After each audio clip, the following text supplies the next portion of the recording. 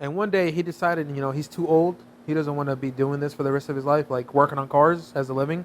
Because he's already, I think he was in his mid 40s, maybe mid 50s. Yeah. Um, and he was thinking about leaving. And I asked him, I was like, hey man, I was like, what are you going to do with your car? And it was this car. He named it Tank Yeah. because it kept going. Right. Like it was his, they've had it, I think they had it for like 10 years or something. And his daughter learned how to drive stick in it. He learned how to drive stick in it. He taught his son how to drive stick in it, I think. And he's like, you really want to buy it? And I was like, yeah. I was like, I mean, does AC work? He's like, you know what? I don't even know. So sitting there in the car, he turned on the AC, kicked on.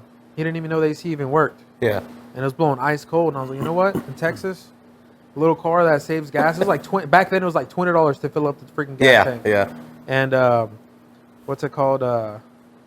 Did that, and he was like, you know what? He's like, I'm gonna get out of school, and if you really want the car, like, come pick it up in Baton Rouge, Louisiana, and I'll sign over the title for you, and give me $500 for it, and she's yours. And I was like, well, I don't even know how to drive stick. He's like, well, you gonna learn then and there. So I told my cousin Eddie, I was like, hey, can you drive me to Louisiana in my car, and I'm gonna go buy this car and I'll drive it back. Yeah. And that's what we did, man. He dropped me off, and then he drove back behind me because I didn't know how to drive stick. Yeah. So I'm sitting there You're literally doing this learning. number. Yeah, I'm learning, And the car wasn't perfect. Like, it had the roof was dented a little bit because he said a tree fell on it. Yeah. And a branch smacked the roof, and the windshield broke, so he replaced just the windshield. Had a little dent on the quarter panel, which you really can't tell anymore. And then it needed maintenance, like, brakes, had oil leaks, stuff that needed to be done to it. And so this was what, like 8 years ago? You were... I think this was in 2014, 2015. Okay. Yeah, because I had the car while I was at UTI. So you've had it for a while then. Oh, yeah. Wow. This car I learned on, man. Like, Yeah. It was just for fucks, just for the fuck of it. Yeah. My first original plan on the car was kind of do a graffiti deal on the car, like where I paint graffiti, but I didn't know how to do graffiti. Yeah. So I was like, that's out the window. And well, what was your first mod on it? my Do you first remember your mod- very first modification you made? So I had to make this. I had to make it practical because I liked going on road trips. So the first thing I did was I put the roof bars on it. Okay. The eBay ones, they were like universal crap, like $50 or $60. Yeah. And I found the clamp that fits, and I tightened them down. And then after that, I got the, how everyone used to do back in the day, HID headlights to see at night with my yellow headlights that were all done up. And my bumper was falling off. I remember I would drill holes on the fender and the bumper, and I would do what they call the drifter stitch. And then I slapped a sticker on that said Zip Tie Tech on there. Yeah. And then I did that.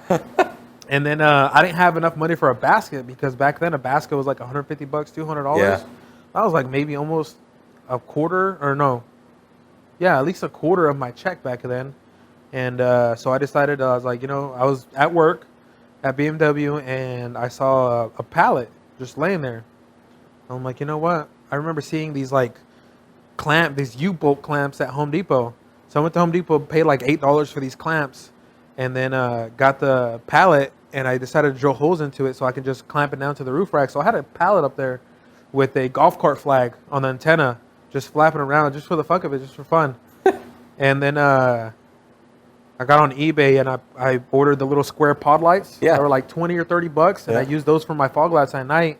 And then I bought another like slim LED bar to go in the center section because it had a different bumper back then, just so I could see at night. So I would turn those on. And then I eventually saved up enough money and got me a real roof rack. And that other roof rack, I ended up selling it, but that one has a lot of stories to tell too, man. Like the pallet? No, the roof. Like I had a roof basket. That's right. That's right. You did. The one that was fully all the way across. Yeah. That one's held probably 10 sets of wheels, a toolbox up there. It's had transmissions up on it. Like the car used to be covered in transmission fluid when I had my Firebird because I had to get it rebuilt, took it off, put it on top, and drove around with it with fluid coming out of it. And I'm telling you, man, it's seen some shit. Like it's a workhorse. Like I remember one time with my coworkers, they decided to go to Broken Bow, Oklahoma. Yeah. And this is when the car was still white. they had me lead the way because my foreman at the time, or he still has the truck, had a 1983 C10 single cab. Yeah. And they like to go kayaking and all that stuff. And I didn't have a kayak, but I was like, hey, y'all mind if I tag along? They're like, let's go. So they had me lead the way to there. And before this happened, I remember driving there and they said, hey, we're going to stop here and eat here. Well, I missed the damn exit.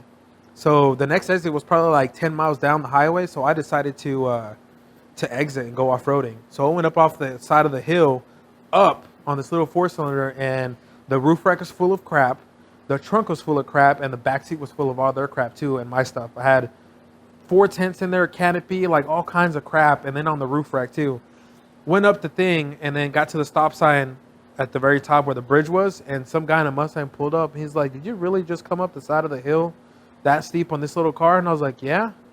He's like, God dang, man. He's like, how much horsepower does that thing have? I was like, 80 horsepower? I dynoed it because I dynoed at UTI, and I think I got the record for the lowest horsepower vehicle on the dyno.